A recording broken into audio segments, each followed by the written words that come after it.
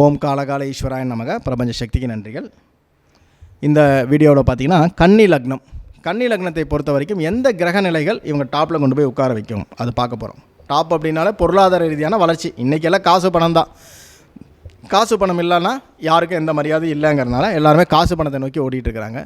So கன்னி லக்னத்தை பொறுத்த வரைக்கும் லைஃப்பில் புதன் திசை வந்தால் மிகப்பெரிய உச்சபட்சமான ஒரு யோகத்தை கொடுத்துரும். இதில் இந்த கன்னி லக்னத்தை பொறுத்த வரைக்கும் இந்த சந்திரன் போய் புதன் சாரத்தில் உட்காந்து லாபாதிபதினு ஒரு கான்செப்ட் சொன்னோம் இல்லையா, இந்த லாபாதிபதி போய் புதனுடைய சாரத்தில் போய் உட்காந்துருச்சுன்னு வச்சுக்கோங்களேன். கன்னி லக்னத்துக்கு மிகப்பெரிய பொருளாதார ரீதியாக உச்சபட்சமான ஒரு டாப்பில் கொண்டு போய் உட்கார வைக்கக்கூடிய 11ஆம் அதிபதிங்கிறது அபரிமிதமான லாபம். அது தொழில் ஸ்தானாதிபதியான புதனுடைய சாரத்தில் உட்கார்ந்ததுன்னா கன்னி லக்னம் அங்கே தான் எல்லாத்தையும் அடித்து துவம்சம் பண்ணிட்டு வெளியே வரும். அற்புதமான பலன்களை செஞ்சிடும். அதே நேரத்தில் இந்த சனி என்கின்ற கிரகம் அப்படிங்கிறது பார்த்திங்கன்னா அவரும் பாருங்கள் நட்சத்திரங்களாக எங்கே இருக்காருன்னு பார்த்தீங்கன்னா 3, 7, 11 தான் இருப்பார். சனி திசை அல்லது சனி சாரத்தில் இன்னொரு கிரகம் திசை நடத்துதுன்னா அனைத்து விதமான சந்தோஷங்களையும் அனுபவிப்பாங்க. சொத்துக்களை வாங்கிறது, மண்மனை யோகம் எல்லாம் சொல்கிறீங்களே, அதெல்லாம் சனி திசையில் அருமையாக அற்புதமாக கிடச்சிரும். அதே சுக்கிர திசை போகுதுன்னு வச்சுக்கோங்களேன், 4, 8, 12 இருக்கும். 4, 8, 12 இருக்கும்போது சந்தோஷங்கள் கூடும், பொருளாதாரம் வரும். ஆனால் மன வாழ்க்கை சிறக்காதுன்னு ஒரு ரூல் இருக்குது. அதனுடைய மன வாழ்க்கை மட்டும் பிரச்சனை. ஆனால் பொருளாதார ரீதியாக மிகப்பெரிய உச்சபட்சமான ஒரு நிலையை கொடுக்கும்.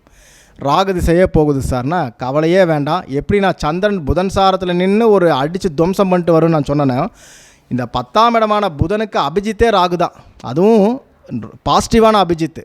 இந்த ராகுவினுடைய நட்சத்திரங்கள்லாம் பாருங்கள், இந்த கன்னி லக்னத்தை பொறுத்தவரைக்கும் 2, 6, 10 ஃபுல் கனெக்டிவிட்டியில் இருக்கும். 2, 6, 10 என்பது தான் உங்களுடைய பொருள் ஈட்டக்கூடிய பாவங்கள். அந்த பாவத்தில் அந்த 2, 6, 10 கூடிய பாவத்தில் இந்த ராகுனுடைய நட்சத்திரம் இருந்து இவர் சனி வீட்லேயோ அல்லது புதன் வீட்லேயோ அல்லது சுக்கிரன் வீட்லேயோ உட்கார்ந்துட்டாருன்னு வச்சுக்கோங்களேன், கவலையே வேண்டாம். மற்றவங்கெல்லாம் எவ்வளோ கொடுத்தாங்கலாம் தெரியாது. இது கொடுக்கக்கூடிய அளவீடுகள் × 3 or × 4 அப்படி போட்டுக்குங்க. இதுக்கு முன்னாடி திசை நல்லா இருந்தது சார்னா இதே ராகு இங்கெல்லாம் உட்காந்துட்டாருன்னு வச்சுக்கோங்களேன், அருமையான அற்புதமான ஒரு வாய்ப்பு. அதாவது என்ன சொல்கிறது, அடித்து தும்சம் பண்ணுறதெல்லாம் கிடையாது. எவனும் உங்கள் பக்கத்துலேயே நிற்க முடியாது. அந்தளவுக்கு ஒரு டாப் மோஸ்ட்டாக உட்கார வைக்கக்கூடிய லக்னம். அதில் ராகுவுக்கு மிக முக்கியமான பங்குண்டு. ஸோ கன்னி லக்னத்துக்காரங்க இதை மிஸ் பண்ணாமல் எடுத்துக்கங்க.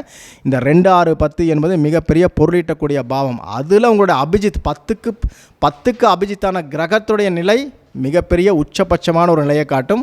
வாழ்க்கையில் மிகப்பெரிய ஒரு டாப்பான ஒரு இடத்த நீங்கள் பார்த்துட்டு வந்துடுவீங்க. மாறாக குரு வீட்டில், செவ்வாய் வீட்டில், சூரியன் வீட்டில் நின்றுட்டா உங்களை விட கீழே போகிறதுக்கு இங்கே உலகத்தில் ஆளே கிடையாது. அதில் கவனத்தில் கொண்டு இந்த பலனை எடுத்துக்கணும்.